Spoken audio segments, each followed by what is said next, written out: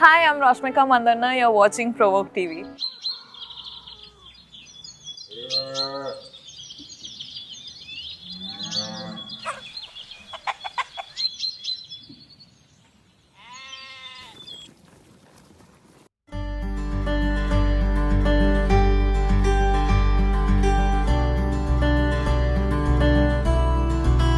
For this episode of Thinking Big, we travel to Perangalathur to meet Sarunan. What started as a hobby with one native cow has now turned into a full-fledged business with over 40 cows. This is Sarunan's story.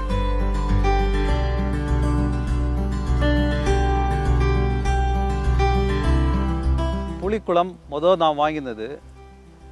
அப்புறமா உம்பளச்சேரி ஒரு 3 இருக்குது, காங்கிரஸ் 2 இருக்குது, மிச்சம் எல்லாமே கிரு தான். காளை கூட கிரு தான். பால் குவாலிட்டின்னு பார்த்தோம்னா நம்ம காங்கேயம் தேனி மலை மாடு அதோட குவாலிட்டி அடிச்சிக்கிறதுக்கு எந்த பாலும் இல்லை. அந்த அளவுக்கு காரம் பசு பால் மாதிரி காங்கேயம் பால் இருக்கும். தயிர் போட்டாலும் சரி, அப்படியே சாப்பிட்டாலும் சரி, டேஸ்ட்டும் சரி, சத்தும் சரி, காங்கேயம் பால் அந்த அளவுக்கு அருமையாக இருக்கும். ஆனால் ஒரு மாடு மேக்ஸிமம் 3 லிட்டர் 4 லிட்டர் தான் கொடுக்கும். ஆனால் இந்த கிர் வகை பாலுக்குன்னே சில மாடுகள் இருக்குது. அந்த மாதிரி வகை இதுவும் சரி. காங்கிரஸ்னு ஒரு வகை இருக்குது. இது ரெண்டுமே வண்டி இழுக்காது, ஏர் ஓடாது, அந்த மாதிரி வேலையெல்லாம் பார்க்காது. இது வெறும் பால் மட்டும்தான் கொடுக்கும். நல்லா மேயும், வாக்கிங் நல்லா போகும், மேயும், பால் தான் கொடுக்கும். பால் கொடுக்குறதுக்குன்னே வெரைட்டி. குஜராத்தில் கிருன்னு காடு இருக்குது. கிருன்னா நமக்கு தெரியும், சிங்கம் இருக்கிற காடு. அந்த காட்டில் வாழ்கிற மாடு தான் இது. இந்த மாடு 3 இல்லை 4 சேர்ந்தாப்புல நின்னா சிங்கம் கூட அட்டாக் பண்ண யோசிக்கும். அந்த அளவுக்கு பலசாலியான மாடு இது.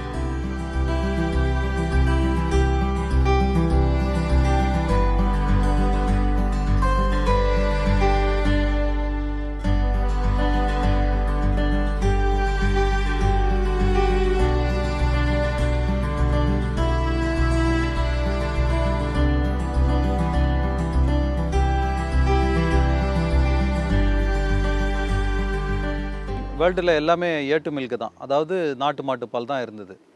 அப்போ சயின்டிஸ்ட் என்ன பண்ணாங்க, பன்னியோட ஜீனை எடுத்துகிட்டு மாட்டோட ஜீனையும் கலந்து ஒரு உயிரினத்தை உருவாக்கினாங்க. அந்த பால் வந்துட்டு பல மடங்கு ஜாஸ்தி பால் கொடுத்தது. அதாவது 4 லிட்டர் 5 லிட்டர் கொடுக்குற மாடு 10 லிட்டர் 15 லிட்டர் கொடுத்தது. அப்போ அதோட பாலோட தேவையும் இருந்தது. ஏன்னா மக்கள் தொகையும் within few decades multiples of times ஜாஸ்தி ஆகிடுச்சு. அப்போ அதுக்கு அந்த அளவுக்கு பால் உற்பத்தி பெருகலை. அதனால் ஒரு பக்கம் பார்த்தா அது பாசிட்டிவாகவும் இருக்கும், இன்னொரு பக்கம் பார்த்தா நெகட்டிவ் சைடும் இருக்குது. ஒரிஜினல் தன்மை, பாலோட ஒரிஜினல் தன்மை அது போயிடுச்சு இந்த ஜீன் கலப்புங்கிறதால. அதனால் என்னாச்சு, இப்போது ப்ரெசன்ட் சுச்சுவேஷன் என்னன்னு சொன்னால், அந்த மாதிரி கலப்பு பால் ஒன்று A1, கலப்பு இல்லாமல் நேட்டிவ் ப்ரீடு மில்க் A2.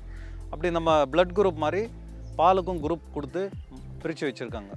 இப்போ நாம் உற்பத்தி பண்ணுறது எல்லாமே நேட்டிவ் ப்ரீட்ஸ், அதாவது இயற்கையாக என்ன பால் இது இருக்கோ அந்த ப்ரீடு, அந்த பால் உற்பத்தி தான் நம்ம பண்ணிகிட்ருக்கோம்.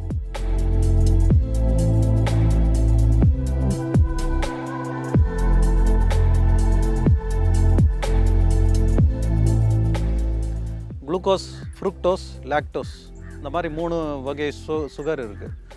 குளுக்கோஸ் சாதாரணமாக சர்க்கரையில் இருக்கும். ஃப்ருக்டோஸ் பழத்தில் எல்லாம் இருக்கும். லாக்டோஸ் பாலில் இருக்கிறது. லாக்டோஜன் சொல்லிட்டு பவுடர் கூட வரும்.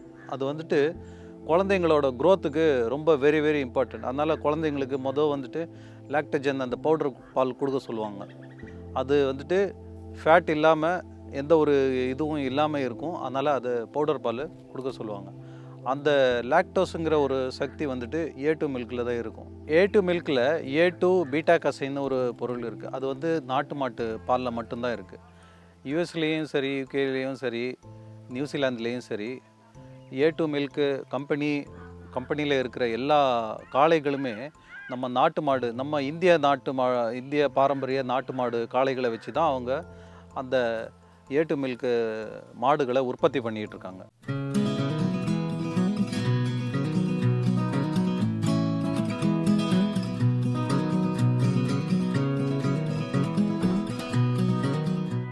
நம்ம பார்வையிலேயே நாட்டு மாடை ஈஸியாக கண்டுபிடிக்கலாம்.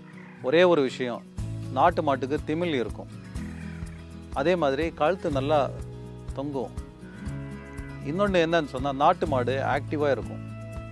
அதாவது சும்மா கட்டி போடுறது, அதே மாதிரி கண்ணுக்குட்டி இல்லாமையே பால் கறக்கிறது, அந்த மாதிரி எல்லாம் நாட்டு மாட்டில் செய்ய முடியாது. யார் வேணால் பிடிச்சி இழுத்து மாடு பால் கறக்கலான்னா முடியாது. அது பழகினவங்களுக்கு மட்டும்தான் அது அலோவ் பண்ணும். நம்ம பாலிசி என்னன்னு சொன்னால், நம்ம பாலை வந்து ஃப்ரீஸ் பண்ணாமல் எந்த ஒரு ப்ராசஸும் செய்யாமல் அப்படியே கறந்த பால் எந்த கண்டிஷனில் இருக்கோ அப்படியே அதை க்ளீனாக கொண்டு போயிட்டு வித்தின் 3 hours நம்ம டோர் டெலிவரி பண்ண வேண்டியது தான் நம்ம பாலிசி. அதுக்காக நம்ம என்ன பண்ணோம்னா, 4 மணிக்கு இவங்க இந்த ப்ராசஸ் ஆரம்பிச்சிடுவாங்க. 3:30 மணிக்கு எழுந்திரிச்சு பாத்திரம் எல்லாம் கழுவிட்டு 4 மணிக்கு கறக்க ஆரம்பிப்பாங்க. ஒரு 5:30 6 மணிக்கு பேக்கிங் எல்லாம் முடிஞ்சிடும். அப்புறம் டோர் டெலிவரி 7:30 to 8 இங்கே லோக்கல் டெலிவரி கம்ப்ளீட் ஆயிடும். சாயங்காலம் அதே மாதிரி 4:30 ஆரம்பிப்பாங்க. 6:30 மணிக்கு இங்கேருந்து கிளம்புவார் இவர். பை லேட் ரொம்ப போனால் 6:30 மணிக்கு கிளம்புவார். ராமபுரத்துக்கு 7:30 வரும். அங்கே இருக்கிற ஒரு 6 கிலோமீட்டர் ரேஞ்சில் நான் இப்போ சப்ளை பண்ணிகிட்ருக்கேன்.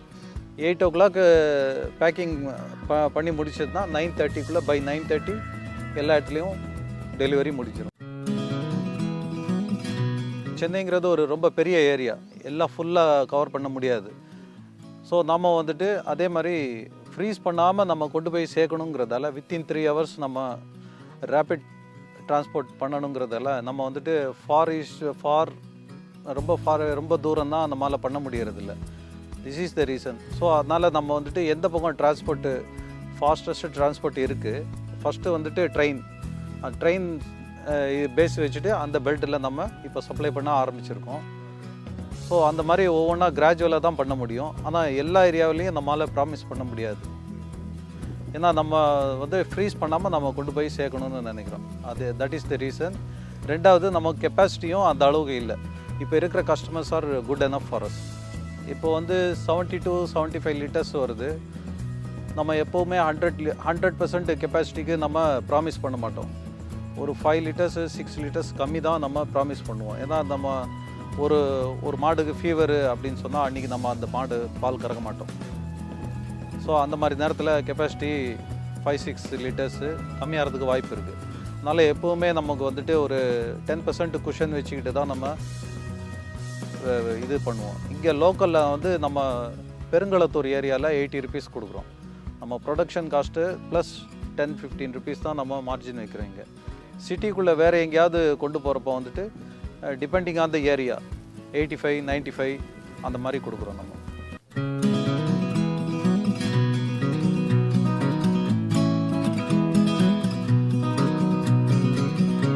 இங்கே நம்ம வந்துட்டு பண்ணை வச்சுக்கிறதும் சரி, பராமரிக்கிறதும் சரி, மாட்டுக்கு சேவை பண்ணுற மாதிரி தான் இருக்கும்.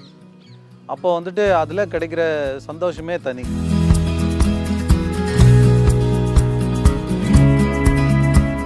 அது நம்மக்கிட்ட சில வேளை வந்து நிற்கும் பக்கத்தில், ஏன்னா கவுனி நான் வந்து ஐ எம் இல் அப்படிங்கிற மாதிரி பக்கத்தில் வந்து நிற்கும். அப்போ வந்து நாம தான் அதோட சிம்டம்ஸை வச்சுட்டு அது எல்லா பாட்டும் கரெக்டாக இருக்கா, எங்கேயாவது அடிபட்டிருக்கா அப்படின்னு சொல்லி நம்ம பார்க்கணும். இதுவும் மனுஷங்க மாதிரி ஒன்றுக்கு ஒன்று ஒரு மாடு 2-3 மாடு சண்டை போடுறதும் இந்த மாதிரி எல்லாம் இருக்குது. ஸோ அந்த மாதிரி நேரத்தில் எல்லாம் இதை குழந்தைங்க மாதிரி நம்ம கவனித்து பார்த்துக்கணும்.